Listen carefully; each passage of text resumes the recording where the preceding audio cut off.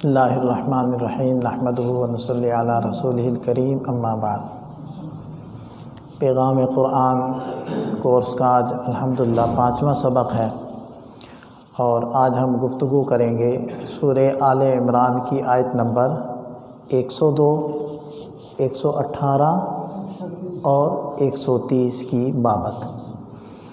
تو شروع کرتے ہیں۔ اعوذ باللہ من الشیطان الرجیم، بسم اللہ الرحمن الرحیم۔ یا ایھا الذین آمنوا اتقوا اللہ حق تقاتہ ولا تموتن الا وانتم مسلمون، صدق اللہ العظیم۔ یا ایھا الذین آمنوا، اے ایمان والو، اتقوا اللہ، اللہ سے ڈرو، حق تقاتی، جیسے اس سے ڈرنے کا حق ہے، ولا تموتن الا وانتم مسلمون، اور خیال رکھو اس چیز کا کہ تمہیں جب موت آئے تو ایمان کی حالت میں ہی آئے، مسلمان ہونے کی حالت میں ہی آئے۔ اس آیت مبارکہ میں تقوی کا حکم دیا گیا۔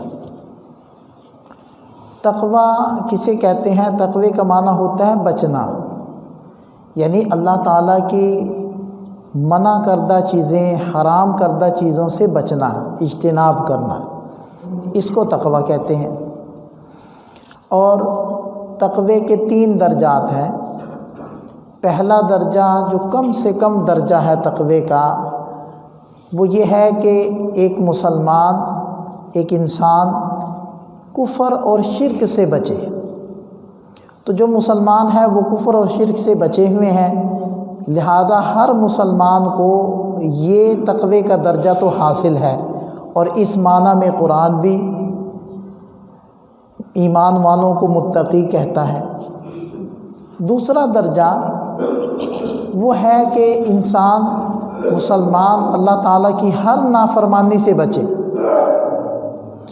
اور اسی تقوی کے اوپر قرآن و حدیث کے اندر جو فضائل اور جو اللہ کے وعدے ہیں وہ اسی تقوی پر ہیں۔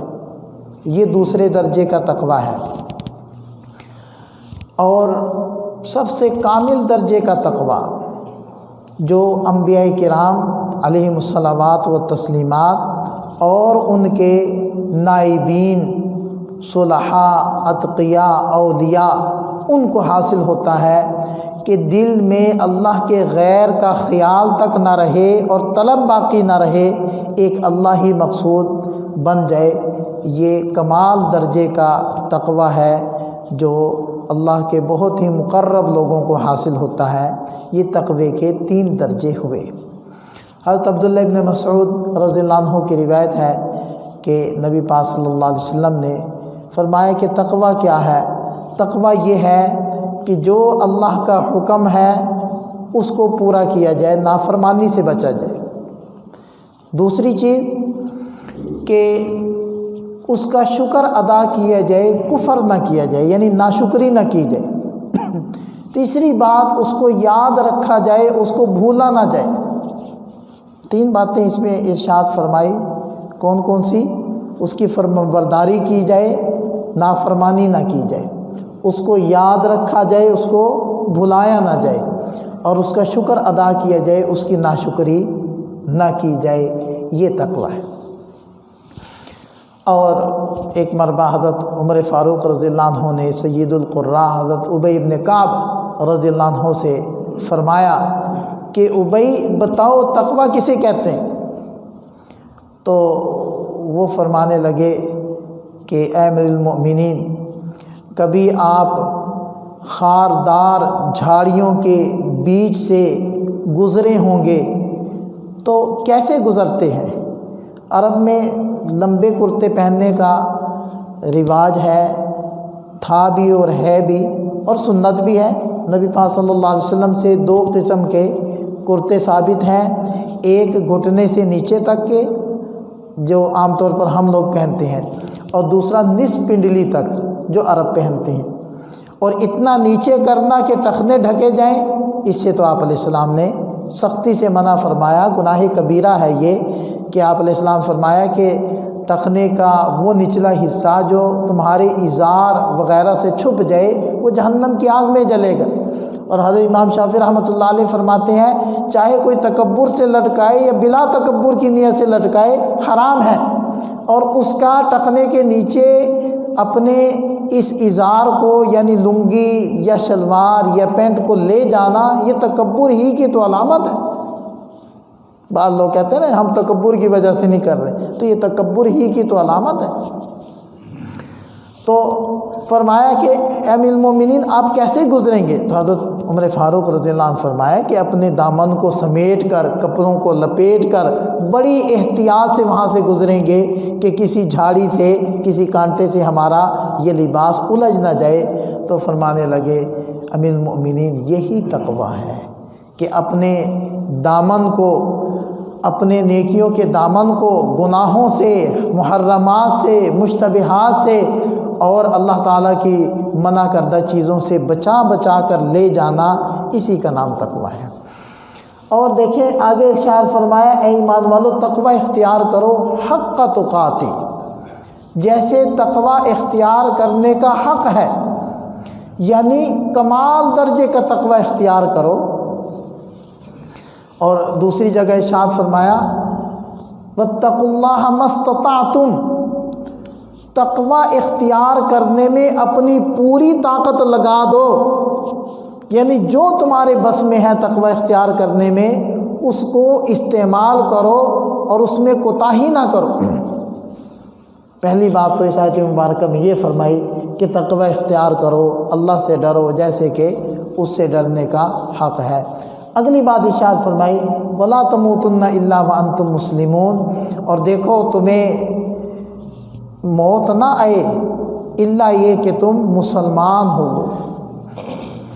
اب یہاں ایک بات ذہن میں آتی ہے کہ اپنے ارادے سے مرنا اور کسی خاص حالت میں مرنا یہ تو ہم میں سے کسی کے بس کی بات نہیں ہے کہ وہ یہ چاہے کہ میں اس حالت میں وفات پاؤں، اس حالت میں وفات نہ پاؤں، یہ تو غیر اختیاری چیز ہے۔ اس کا کیا مطلب ہے؟ اس کا مطلب ایک حدیث پاک اگر ہم سن لیں گے تو بالکل واضح ہو جائے گا۔ نبی پاک صلی اللہ علیہ وسلم نے ارشاد فرمایا کما تحیون تموتون، جیسے تم لوگ زندگی گزارتے ہو ویسے ہی مرتے ہو، وکما تموتون تحشرون، جیسے تم لوگ مرو گے اسی حالت میں تم میدان محشر میں دوبارہ اٹھائے جاؤ گے۔ تو بات واضح ہوگی کہ جیسی ہم زندگی گزار رہے ہیں، اگر ہم فرما برداری والی زندگی گزار رہے ہیں تو ظاہری بات ہے جب فرما برداری والی سڑک پر چل رہے ہیں تو اسی سڑک پر اور اسی راستے پر ہماری موت آئے گی، اور اگر اللہ نہ کرے العیاذ باللہ کوئی نافرمانی والے راستے پر چل رہا ہے تو اس کی اسی حالت میں موت آئے گی۔ تو پھر اس آیت مبارکہ کا مطلب کیا ہوا کہ اپنی پوری زندگی کو فرما برداری میں ڈھال لو تو پھر تمہاری مسلمان ہونے کی حالت میں ہی موت آئے گی۔ تو یہ پہلی آیت مبارکہ کا مفہوم ہوا۔ دوسری آیت مبارکہ دیکھیں، اعوذ باللہ من الشیطان الرجیم یا ایھا الذین آمنوا لا تتخذوا بطانۃ من دونکم لا یألونکم خبالا ودوا ما عنتم قد بدت البغضاء من افواہہم وما تخفی صدورہم اکبر قد بینا لکم الآیات ان کنتم تعقلون۔ بہت زیادہ توجہ سے اس کو سننے کی ضرورت ہے۔ یا ایھا الذین آمنوا، اے ایمان والو، لا تتخذوا بطانہ، مت رازدار بناؤ، لا تتخذوا مت بناؤ، بطانۃ رازدار، من دونکم اپنوں کو چھوڑ کر، یعنی اپنے علاوہ، یعنی اپنے مذہب سے ہٹ کر دوسرے مذہب والوں کو اپنا رازدار اور اپنا بہت ہی قریبی دوست مت بناؤ۔ لا یألونکم خبالا، وہ تو تمہیں تکلیف پہنچانے میں کوئی کسر نہیں چھوڑتے۔ ودوا ما عنتم، وہ اس چیز کو پسند کرتے ہیں کہ تم لوگ مشقت میں پڑو۔ قد بدت البغضاء من افواہہم، یہ دشمنی تو ان کے منہ سے بھی ظاہر ہو جاتی ہے موقع بموقع۔ وما تخفی صدورہم اکبر، اور جو ان کے سینوں نے چھپایا ہوا ہے وہ تو بہت بڑا ہے۔ قد بینا لکم الآیات، اور ہم نے تمہارے سامنے باتیں ساری کھول کھول کر بیان کر دی، ان کنتم تعقلون، اگر تمہارے اندر کوئی عقل اور شعور ہے۔ یہ اصل میں واقعہ یہ پیش آیا کہ جیسے پہلے بھی تذکرہ ہوا کہ مدینہ طیبہ میں یہودیوں کے 3 قبائل تھے اور اوس و خزرج عربوں کے قبائل تھے۔ تو آپ علیہ السلام کی ہجرت سے پہلے ان کے آپس میں روابط اور تعلقات تو تھے۔ ہجرت مدینہ کے بعد جب یہ اوس و خزرج کے قبائل بڑی تیزی کے ساتھ اسلام میں داخل ہو گئے تو تعلقات چونکہ پہلے سے یہودیوں کے ساتھ تھے اور یہودیوں کو ہر اعتبار سے مسلمانوں پر اور قرآن پر اور مہاجرین پر اور نبی پاک صلی اللہ علیہ وسلم پر بڑا شدید غصہ اور غیظ و غضب تھا، گویا کہ ان کے دلوں کے اندر یہ غصہ موج زن تھا، اور وہ ہر وقت اس فکر میں ہوتے تھے کہ ان کی جمعیت کو ہم پارا پارا کر دیں اور مسلمانوں کو آپس میں لڑائیں اور ان کی لڑائی کا ہم تماشا دیکھیں۔ اب جب ان اوس و خزرج کے یہودیوں کے ساتھ تعلقات تو تھے، مراسم تھے، تو بعض تو منافقت کے طور پر اپنے آپ کو مسلمان بھی یہودی ظاہر کرتے تھے، تو وہ اوس و خزرج بعض دفعہ ان کو اپنی اور اپنے مسلمان بھائیوں کی باتیں وہ شیئر کر دیتے تھے کہ جی یہ ہوا وہ ہوا۔ اس کا فائدہ اٹھا کر وہ منافقین، وہ یہودی مسلمانوں کو تکلیف پہنچانے کی پھر پلاننگ اور منصوبہ بندی کیا کرتے تھے۔ اس منافقت کو اللہ تعالیٰ نے اس آیت مبارکہ میں بیان فرمایا، اے ایمان والو متنبہ ہو جاؤ، لا تتخذوا بطانۃ من دونکم، اپنوں کو چھوڑ کر ان غیر مسلموں کو اپنا رازدار ہرگز مت بناؤ۔ اچھا یہاں میں ایک بات اور عرض کر دوں کہ دیکھیں، اسلام کسی غیر مسلم سے رواداری، ہمدردی یا کوئی کاروباری مراسم یا ایک انسانی اعتبار سے ہمدردی کے تعلقات بنانے سے روکتا نہیں ہے۔ آپ کا پڑوسی یہودی ہے، آپ کا پڑوسی عیسائی ہے، سکھ ہے، ہندو ہے، آپ اس کے ساتھ ہمدردی کر سکتے ہیں، آپ اس کو ضرورت پڑنے پر قرضہ بھی دے سکتے ہیں، آپ اس کو ضرورت پڑنے پر اس کی قرضے سے ہٹ کر بطور ویسے باہمی امداد کے کچھ اس کی خدمت بھی کر سکتے ہیں، آپ اس کے گھر ہدیہ بھی بھجوا سکتے ہیں، قربانی کا گوشت بھی بھیج سکتے ہیں، وہ گھر میں سالن چاول پکائے آپ پلیٹ اس کی طرف بھی بھیج سکتے ہیں، وہ کوئی بیمار ہو جائے عیادت بھی کر سکتے ہیں، ان کی کوئی وفات ہو جائے تو آپ افسوس بھی کر سکتے ہیں۔ البتہ مذہبی رسومات میں ان کے ساتھ اشتراک کی یا شریک ہونے کی اجازت نہیں ہے۔ تو اسلام کوئی رواداری سے منع نہیں کرتا۔ خود نبی پاک صلی اللہ علیہ وسلم کا ارشاد ہے کہ جس نے کسی ذمی کو تکلیف پہنچائی، ذمی کون ہوتا ہے؟ کسی بھی اسلامی مملکت میں رہنے والے غیر مسلم، اب ہمارے ملک میں جتنے بھی عیسائی ہیں یا ہندو ہیں یا سکھ ہیں وہ سب کیا کہلائیں گے؟ ذمی۔ فرمایا کہ جو کسی ذمی کو تکلیف دے گا تو یاد رکھو میں خود، نبی پاک صلی اللہ علیہ وسلم فرما رہے ہیں، اس کی طرف سے دعوے دار بن کر آؤں گا، اور جس کا میں دعوے دار بن کر دنیا میں آؤں گا قیامت کے دن بھی میں اس کی طرف سے دعوے دار ہوں گا۔ تو آپ علیہ السلام تو اتنی تعلقات کی اجازت دے رہے ہیں اور یہ بات ارشاد فرما رہے ہیں، تو اسلام یہ نہیں کہتا کہ ان سے تم ملو بھی نہ، ان سے تم کاروبار بھی نہ کرو، معاملات بھی نہ کرو، ہمدردی بھی نہ کرو، سب کچھ کرو، لیکن ایک ہوتا ہے ذاتی اور مسلمانوں کے راز اور قلبی محبت، جس کو کہتے ہیں نا الفت، قلبی محبت اور دوستی دل کی گہرائی کی۔ فرمایا نہیں، وہ صرف آپ مسلمانوں سے کر سکتے ہیں، غیر مسلموں سے نہیں کر سکتے۔ اب دیکھیں، اسلام نے اجازت دی ہے لیکن اس کی حدود قائم کر دی۔ قلبی تعلق نہیں ہوگا، ظاہری تعلقات آپ رکھیں، کوئی حرج نہیں ہے، تو ان کو بتانا مت بناؤ۔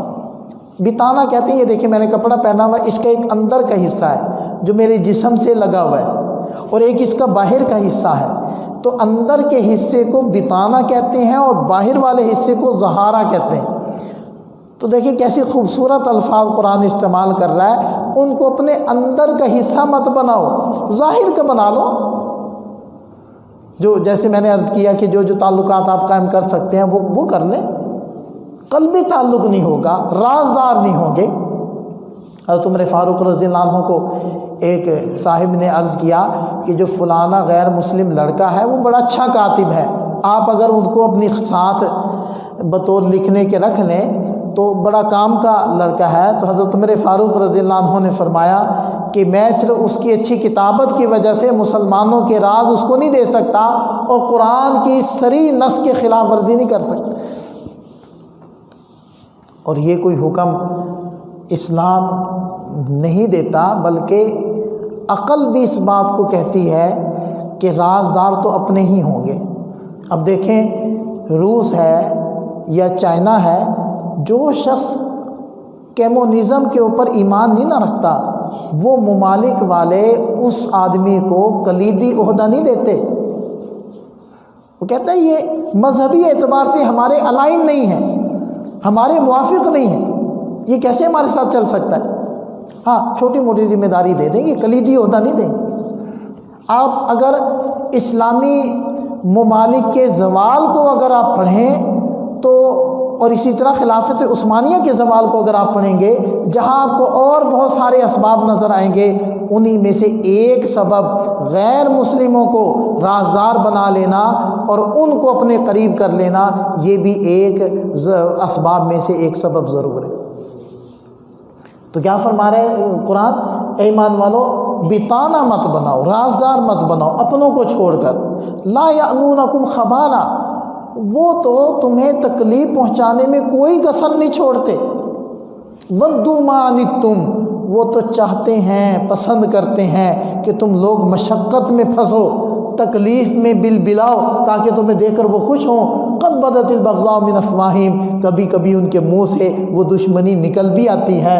وما تخفی صدورہم اکبر، جو انہوں نے دلوں میں چھپایا ہوا ہے وہ تو بہت بڑا ہے. الکفر ملت واحدہ، اسلام کے خلاف تو ساری کفریہ طاقتیں ایک ہیں، ایک پلیٹ فارم پر، ایک پیج پر ہیں، سب کے مشترکہ دشمن وہ مسلمان.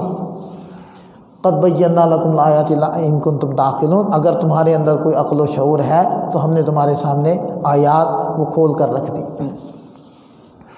جی تیسرے نمبر پر 130 نمبر آل عمران کی آیت، یا اعوذ باللہ من الشیطان الرجیم یا ایھا الذین آمنوا لا تأکلوا الربا اضعافا مضاعفا واتقوا اللہ لعلکم تفلحون.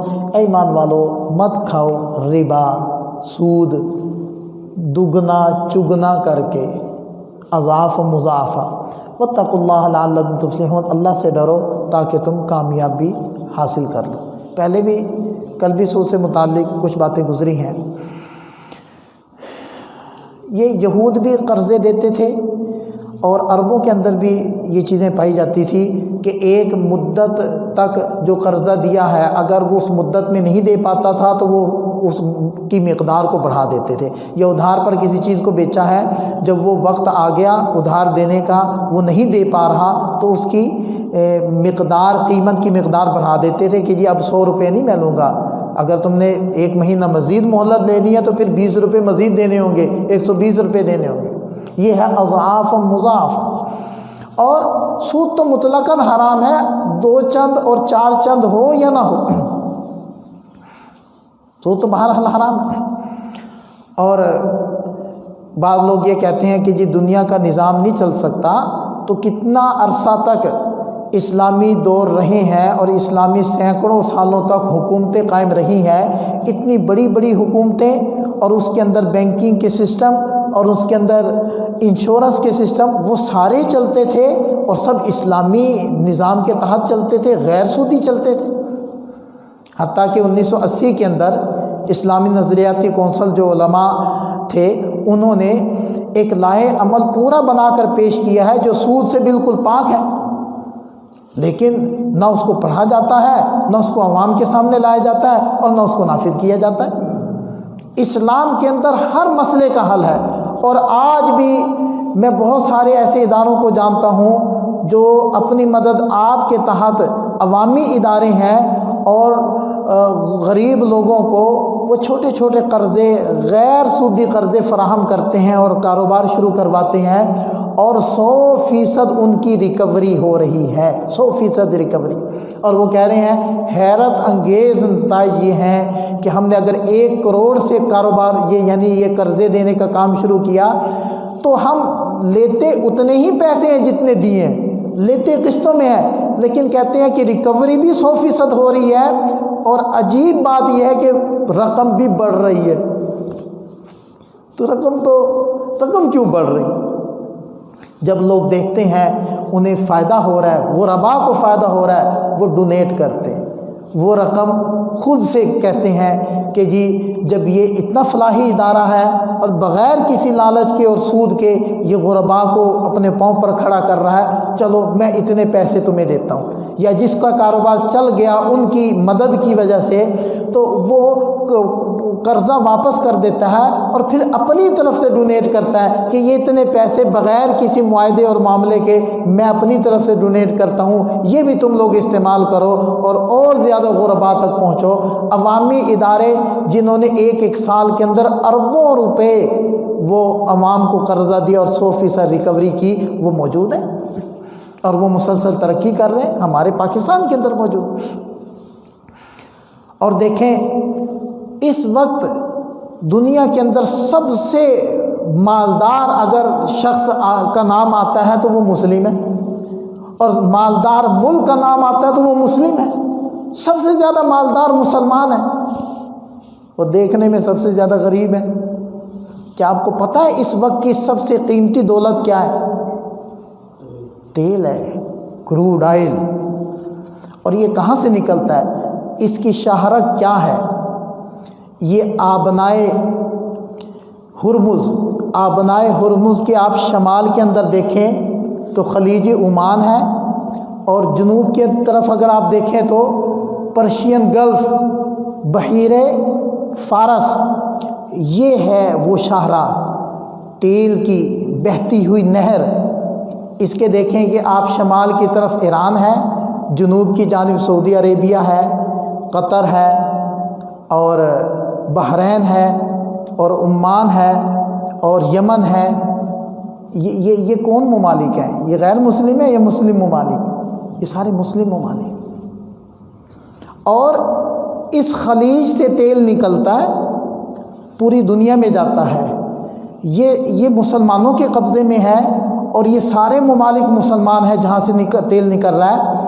یہاں سے اگر کوئی جہاز آبنائے ہرمز کو کراس کرتا ہے اسلامی ملکوں کا یا مسلمانوں کا، اس کو غیر مسلموں سے اجازت لینی پڑتی ہے، ان کے نوٹس میں لانا پڑتا ہے، اور ہزاروں بحری جہاز آئل سے لدے ہوئے وہ یورپ اور امریکہ جا رہے ہیں، ان کا کوئی حساب لینے والا نہیں۔ اور جتنی دولت ان کو وصول ہوتی ہے مسلم ممالک کو، وہ ساری دولت وہ یورپ اور امریکہ کے بینکوں کے اندر رکھ دیتے ہیں 15% سود کے بدلے، اور وہ 15% سود ان کو دیتے ہیں، اور پوری دولت کو اپنی معاشی ترقی اور اپنی سائنسی ایجادات کے اندر لگا کر کئی گنا بھاری قیمتوں میں وہ ایجادات انہی مسلم ممالک کو بیچ دیتے، اور پھر اس میں سے تھوڑی سی رقم انہی غریب مسلم ممالک کو دے کر منمانی پابندیاں ان کے اوپر لاگو کر دیتے۔ تو گویا کہ جیسے وہ کہتے ہیں نا کہ ہماری جوتی ہمارا سر، وہ والا کام ہو رہا ہے۔ اور یہ لعنت کیوں پڑ رہی ہے؟ یہ لعنت اس سود والی لعنت کی وجہ سے پڑ رہی ہے کہ جس کو رب فرما رہے ہیں اے ایمان والو ایسا مت کرو، اللہ سے ڈرو، تم کامیابی حاصل کرو گے۔ تو کامیابی سود کے چھوڑنے میں ہے، سود کے لینے میں ناکامی ہے۔ آج سب کچھ ہوتے ہوئے مسلم وہ پس رہے ہیں اور غیر مسلموں کے ہاتھوں کی طرف دیکھ رہے ہیں۔ دیکھیں سب سے قیمتی دولتیں ان کے پاس، گرم پانی ہمارے پاس ہے، اس کے دیکھیں تھوڑا سا مشرق میں آگے وہ پاکستان آ جاتا ہے۔ تو یہ ہے رب کے وہ وعدے جو اللہ قرآن میں فرماتا ہے، اور اللہ کا کہا ہوا غلط تو ہو نہیں سکتا۔ اللہ کے بنائے ہوئے نظام میں کمی کوتاہی تو ہو نہیں سکتی، ہاں ہم نہیں سمجھ پا رہے یا اس کو فالو نہیں کر رہے۔ اگر ہم اس پر آ جائیں گے تو جیسے وہ معزز تھے زمانے میں مسلمان ہو کر اور ہم خوار ہوئے تارک قرآن ہو کر، تو ایسا ہو نہیں سکتا کہ جن چیزوں سے اللہ نے پہلے زمانے کے لوگوں کو عزتیں بخشی تھی آج انہی چیزوں کے اپنانے کے باوجود ہم ذلیل ہو جائیں، ایسا نہیں ہو سکتا۔ تو بہرحال آج کے اس درس کے اندر پہلی آیت مبارکہ آئی تھی تقوی سے متعلق، دوسری ایک ضابطہ بیان کر دیا گیا کہ ہم نے دوستی لگانی ہے تو کن سے لگانی ہے، رازدار بنانا ہے تو کن کو بنانا ہے، اور تیسرے نمبر پر سود کی حرمت کے بارے میں ارشاد فرمایا۔ اللہ تعالی ہمیں سمجھ عطا فرمائے، عمل کی توفیق عطا فرمائے۔ وآخر دعوانا ان الحمد للہ رب العالمین۔